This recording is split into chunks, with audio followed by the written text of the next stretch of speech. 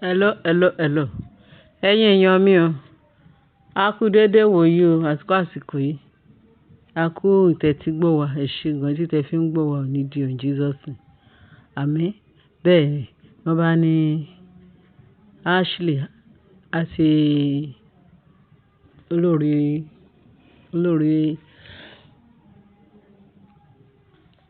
Rónkẹ́. Bẹ́ẹ̀ ni, wọ́n jọ arrest wọn torí pé wọ́n gbé staff kíní kábíyèsí, staff authority kábíyèsí.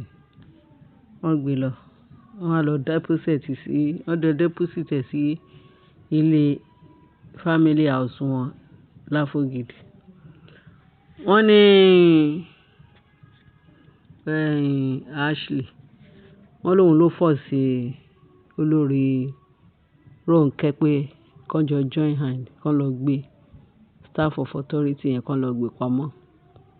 So bọ́n ṣàṣe gbé ṣáná gbé lọ sí kíní, sí ilé wọn ní Láfógìdì house.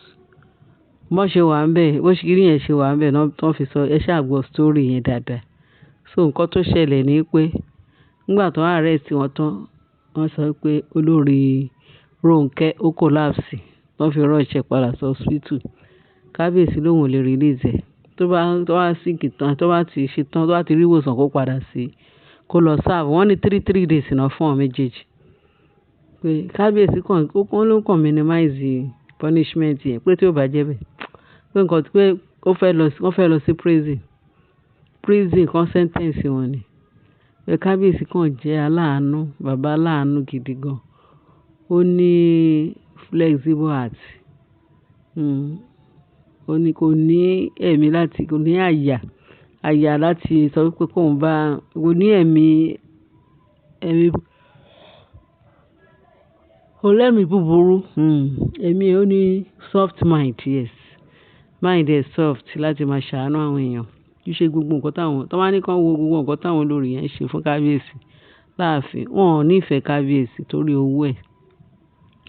Èmi ò mọ nǹkan tí kábíyèsí fi wọ́n ṣe o ní ààfin. Ọlọ́run ló yé, pẹ̀lú gbogbo punishment tán fúnra wọn láì ṣe kábíyèsí. Ṣé kò ti tó láti sọ pé kó gba gbogbo wọn kúrò? Bẹ́ẹ̀ tí ó lé wọn lọ. Bẹ́ẹ̀ tí tá à ń ṣe kù, ó yìí ní flexible mind náà ni. Tí ò bá ní flexible mind, wọ́n á ti wá nǹkan ṣe sí i. At the end of the day ni wọ́n ní tí Rónkẹ́ bá ti kúrò lọ hospital, kó padà wá serve punishment. Wọ́n ní èyí Ebony, ìyẹn Ashley, pé kì í ṣe kékeré o. Ó fẹ́ suffer pa. Wọ́n ní ṣe ló fojoojúmọ́ wa ẹkún mọ́ nínú sẹ́ẹ̀lì. Wọ́n mà ní kì í ṣe kékeré, punishment kékeré mà kọ́. Wọ́n ní kò tí ì wẹ̀ fún 2 days. Pẹ̀lú bí ara ṣe ń jàjọ bó ṣe ń complain. Wọ́n ló ní kí kábíyèsí jọ. Àwọn Láfógìdì tó wá ní káwọn gba béèlì, wọ́n ní kábíyèsí ò gbà. Wọ́n ló sun bastard ẹkún. Bẹ́ẹ̀ ni, nǹkan tí kábíyèsí fi jù wọ́n lọ fíofío ó rẹpẹtẹ ni.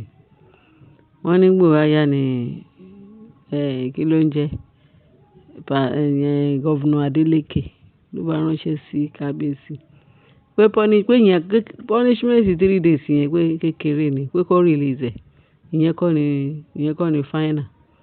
Pé kó release ẹ̀, kó padà sílé kó lọ wẹ̀. Meanwhile, wọ́n ti gbọ́ pé àwọn ọmọ ẹ̀ wọ́n ti lé àwọn ọmọ ẹ̀ náà kúrò, kò sẹ́ni tó ń tọ́jú wọn. Wọ́n ní Gọ́vùnà Adélékè sọ fún kábíyèsí pé kó release wọn. Ìyẹn kọ́ ni punishment. Pé nǹkan míì tán tún lè ṣe fún wọn. Ó tún ṣe kíni pé bẹ́ẹ̀ tí wọ́n bá ṣe wà ńbẹ̀ tán kọ́ ọgbọ́n. Pé bóyá ìyẹn náà ṣe díẹ̀ nínú ẹ̀. Pé kábíyèsí àwọn ti gbọ́. Wọ́n ní bí kábíyèsí ṣe ránṣẹ́ sí wọn pé kán release Ashley.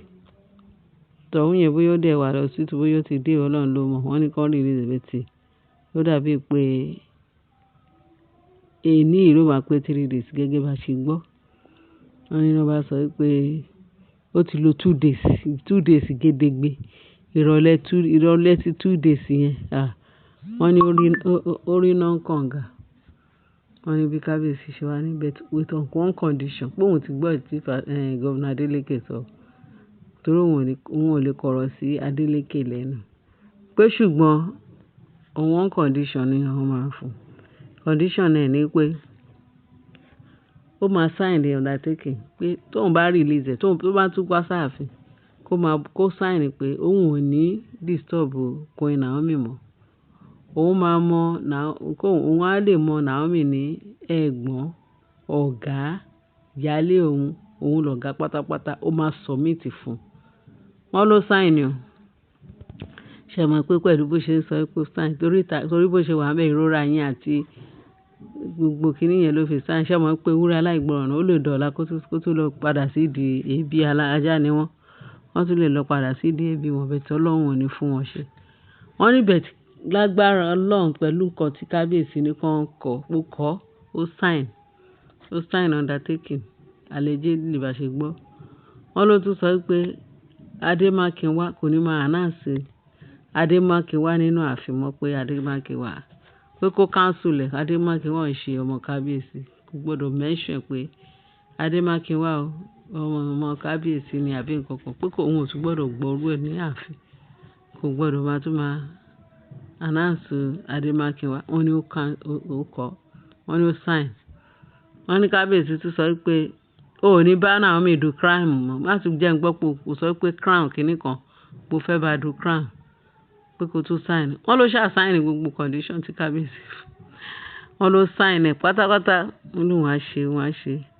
Wọ́n ní bó ṣe dé ààfin ló bá bú sẹ́kún. Wọ́n ló kun kìíní kan ẹ̀kún. Ló bá béèrè pé àwọn ọmọ ẹ̀ ti wà lọ́dọ̀ Láfọ̀gìdì kó lọ bá wọn bẹ̀. Wọ́n ló tún kí ẹkún yìí mọ́lẹ̀. Ní kábíyèsí ó lé àwọn àtàwọn ọmọ ẹ̀. Ẹsẹ̀ ò balẹ̀. Wọ́n nígbà Ashley dáàfin. Wọ́n ló fẹ́ sun ẹ̀jẹ̀ kúrò lójú ààrẹ. Àní bó ṣe yẹ kó rí nìyẹn. Tọ́wọ́n bá sì kọ́ wọn ní gbọ̀n.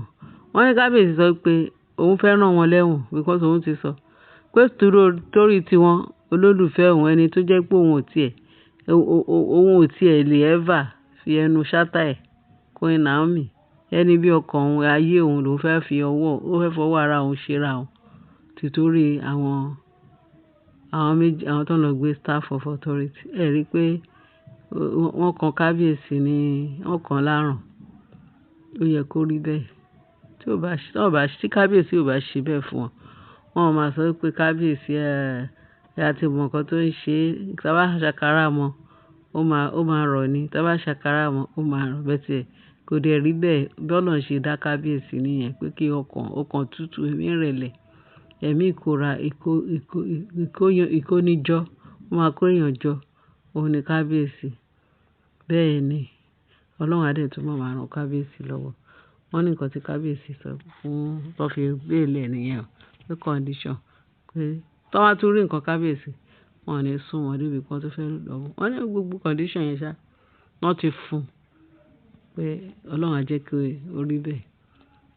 Ó ti ẹ̀ dẹ́ bẹ́ẹ̀ wọ́n ló ti lọ bẹ Queen Naomi.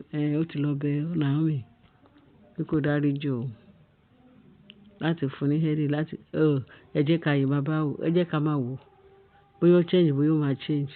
Àdúrà mi pé k'Ọlọ́run jẹ́ kó change. Change another punishment wà fún àwọn èèyàn bẹ́ẹ̀. Ẹ ṣé ẹ̀yin èèyàn, ẹ bá share, ẹ bá like, ẹ bá subscribe. Ẹ ṣé gan bẹ́ẹ̀ ṣe ń tẹ́tí sí wa. Ẹ ṣé gan. Ààbò Ọlọ́run á dájú lórí àwọn èèyàn mi tó jẹ́ pé wọ́n mọ bí wọ́n ṣe ń dá sọ̀rọ̀. Wọ́n dẹ̀ mọ bọ́n ṣe wo ọwọ́ tẹ fi ń bá mi subscribe sí channel mi lágbára Kristi. Ẹ máa fọwọ́ yẹn máa ṣe nǹkan rẹ̀. Ẹ ní fi gbé ọmọ sí nǹkan ayọ̀. Ẹ máa fọwọ́ yẹn máa ṣe lọ́jọ́ ayé yín lágbára Kristi Jésù Olúwa wa. Ẹ ṣé gan. A kú ìsinmi ẹni láyọ̀ o.